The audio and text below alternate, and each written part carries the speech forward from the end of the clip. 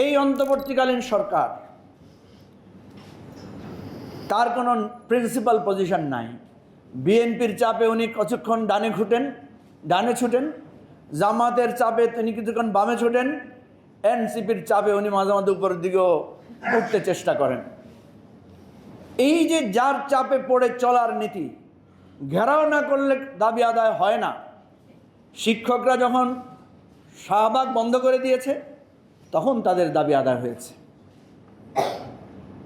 এই ছেলে মেয়েগুলোও কিন্তু রাস্তা বন্ধ করতে চায়, আমরা তাদেরকে নিষেধ করি। কথা তো সত্য, ওরা রাস্তা বন্ধ না করলে ওদের দাবি আদায় হচ্ছে না।